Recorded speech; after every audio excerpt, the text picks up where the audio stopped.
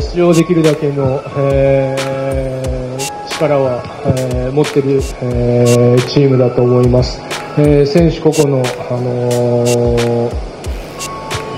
能力を見ても、ワールドカップに出場するだけの力はあると思いますし、これが、時間が、経てばより結果にもつながってくる、ということを、今日の試合で感じました。ただ何よりも先ほども言いましたけど、インドネシアのサッカー熱が素晴らしいと思いますし、間違いなく、サッカーの、現場で、強化につながる部分かなと思います。まずは入りは実は悪くなかったかなと思っています。攻撃の部分に先ほど言った、雨が降ってきた中、相手の背後をついていきながらというところではアグレッシブに入ることができたかなと思います。で、相手も、思ったよりも、ディフェンシブに戦ってきている中、Ada berita baru dari Jepang nih. Jepang ingin timnas Indonesia ke Piala Dunia 2026. Keputusan Hajime Moriyasu untungkan Alex Pastor. Cina panik.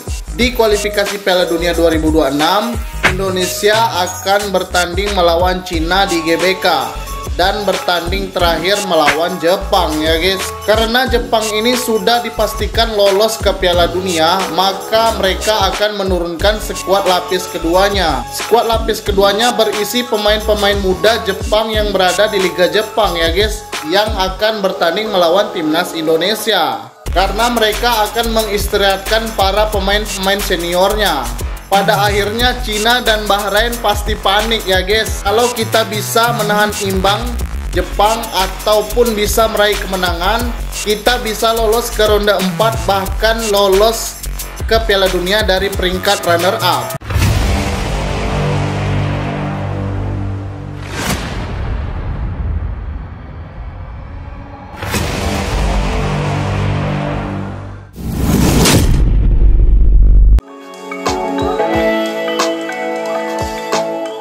Jepang sudah memastikan diri lolos ke putaran final Piala Dunia 2026 sejak Maret 2025, sehingga pelatih Hajime Moriyasu memutuskan memberi kesempatan kepada lapis kedua untuk tampil di dua laga sisa grup C kontra Australia 5 Juni dan Indonesia 10 Juni.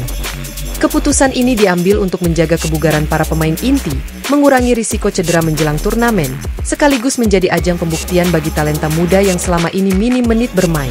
Meskipun didominasi pemain yang biasa duduk di bangku cadangan dan pemain muda J1 League, komposisi lapis kedua Jepang tetap kuat berkat pengalaman dan kualitas individu mereka. Bagi Indonesia, laga ini menjadi kesempatan langka untuk menguji diri melawan pemain-pemain yang haus prestasi dan ambisi membuktikan diri, sekaligus memacu motivasi demi kebangkitan Garuda di pentas Asia. Timnas Jepang memuncaki grup C kualifikasi Piala Dunia 2026 zona Asia dengan 20 poin dari 8 pertandingan, unggul jauh dari Australia di posisi kedua dengan 13 poin. Kemenangannya melawan Bahrain dan Cina memastikan Samurai Biru menjadi negara Asia pertama yang mengunci tiket ke putaran final tahun depan. Dengan situasi klasemen yang sedemikian aman, sisa 2 laga, tandang ke Australia dan menjamu Indonesia, tidak lagi memberi pengaruh apapun terhadap peluang otomatis Jepang melaju ke Kanada Meksiko AS 2026. Pelatih Hajime Moriyasu menyadari beban berat kompetisi klub yang harus dijalani para pemain utama, khususnya yang berkutat di Eropa. Padatnya jadwal musim 2024-2025 meningkatkan risiko cedera menjelang turnamen besar, sehingga rotasi dianggap langkah paling bijak untuk menjaga kebugaran sekaligus memberi ruang bagi pemain muda berpotensi. Moriyasu menegaskan bahwa keputusan rotasi bukan semata-mata bentuk santai setelah lolos, melainkan strategi pengembangan tim jangka panjang. Ia ingin memanggil pemain berdasarkan menit bermain dan status kebugaran, sekaligus mengevaluasi calon-calon bintang masa depan yang selama ini minim kesempatan. Ada beberapa pemain yang kita anggap aset penting di masa depan, tapi belum dapat menit bermain cukup.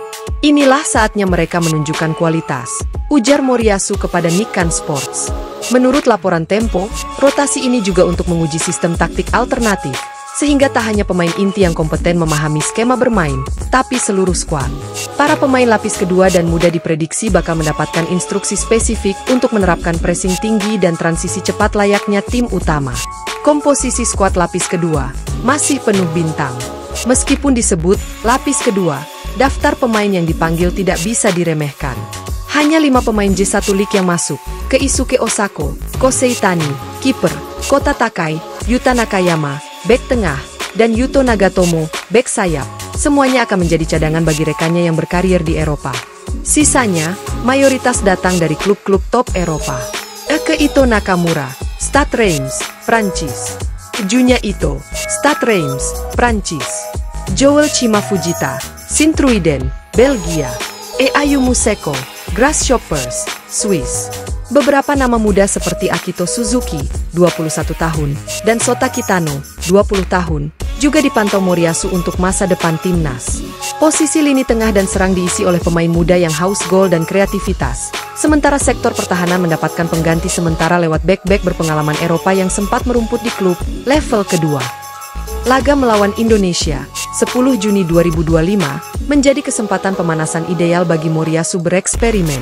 Skor.id menyoroti bahwa pelatih Jepang ingin mencoba berbagai pola penyerangan, transisi, dan pressing untuk mendapatkan kombinasi paling efektif sebelum Piala Dunia. Eksperimen ini termasuk memindahkan pemain yang biasa di sayap ke posisi nomor 10, atau sebaliknya, menempatkan gelandang serang di sayap demi fleksibilitas formasi. Rencana rotasi juga mencakup uji coba duel 1 lawan 1 di sisi lapangan untuk melihat kemampuan bertahan dan menekan pemain lawan. Bagi Indonesia, yang kini menghuni dasar klasemen dengan 3 poin, pertandingan melawan Jepang lapis kedua sejatinya 2 mata pisau. Di satu sisi, Garuda mendapat lawanan lebih ringan dibanding skuad utama Jepang, sehingga peluang mencuri poin terbuka lebih lebar. Namun di sisi lain, semangat membuktikan diri para pemain Jepang muda dan cadangan justru bisa tampil lebih energik dan serakah gol. Pelatih Indonesia, Shin Tae-yong, diprediksi akan memanfaatkan kesempatan ini untuk menguji kombinasi pemain baru dan skema 4-2-3-1 yang pernah sukses melawan Bahrain. Kemenangan, atau minimal hasil imbang, dalam laga ini bukan hanya memberi poin tapi juga kepercayaan diri jelang perempat final Piala Asia U23 dan persiapan SEA Games. Media Jepang menyambut baik rotasi Moriyasu, menilai ini langkah progresif dalam membangun tim yang tak bergantung pada segelintir bintang. Pengamat sepak bola Asia, Hiroshi Nakamura, menyebut, dengan memberi kesempatan kepada lapis kedua, Jepang memastikan regenerasi tetap berjalan tanpa mengorbankan hasil akhir. Sementara itu, fans Indonesia di media sosial ramai mendukung dan menantikan aksi Garuda melawan Samurai Biru versi muda. Banyak yang berharap pertandingan ini menjadi momentum bangkit setelah kekalahan besar di laga sebelumnya. Keputusan Jepang menurunkan skuad lapis kedua dalam laga kualifikasi putaran ketiga melawan Indonesia adalah cerminan visi jangka panjang Hajime Moriyasu, menjaga kebugaran, mengembangkan talenta, dan menguji skema tanpa mengorbankan hasil kualifikasi bagi Indonesia. Ini adalah ujian ideal untuk membangun mental dan mengukur kemampuan, sekaligus peluang meraih poin penting. Pertandingan 10 Juni 2025 di GBK, dengan atmosfer berbeda dari laga sebelumnya, diprediksi berjalan menarik, penuh strategi, semangat muda, dan ambisi bersaing di level Asia.